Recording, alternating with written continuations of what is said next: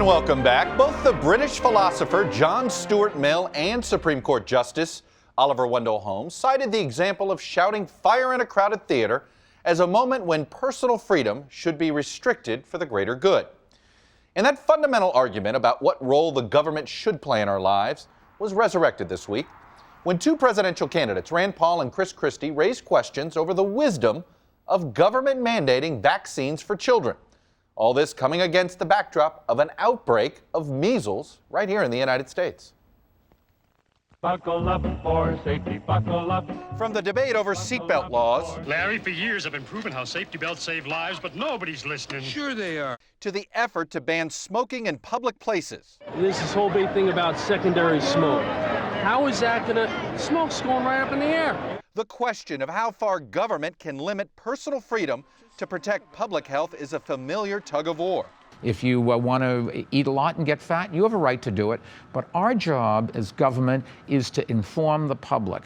The limits of what critics call the nanny state were tested when former New York City Mayor Michael Bloomberg tried and failed to ban oversized sodas. Now, with confidence in public institutions near historic lows, the debate over the appropriate role of government has touched a public health issue where scientists are in near universal agreement: vaccines. You have one of the most highly effective vaccines against any virus, and you have a highly contagious disease, measles, that can have serious complications. So to me, it's really a slam dunk. But a small yet significant percentage of parents aren't listening.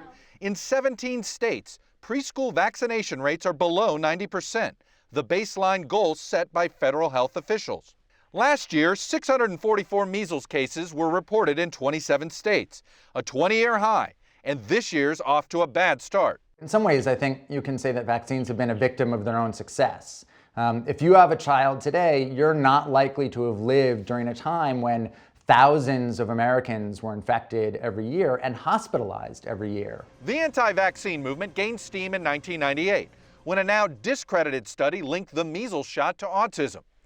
That medical journal later retracted it, calling it utterly false. I believe many parents do not trust the CDC or the government or think that they're putting our best intentions first. Megan Heimer is a mother of 2 toddlers and an anti-vaccine advocate. She and her husband have chosen not to vaccinate their children, even though he performs vaccinations at the clinic where he works as a family doctor. Mandating vaccinations opens up the door for them to mandate all sorts of other things: what my child eats, where my child goes to school, how often my child sees a doctor. The vast majority of parents, Republican and Democrat, vaccinate their children. But the fact that the science is clear hasn't stopped politicians from pandering to this small minority. We vaccinate ours, but I also understand that parents need to have some measure of choice in things as well.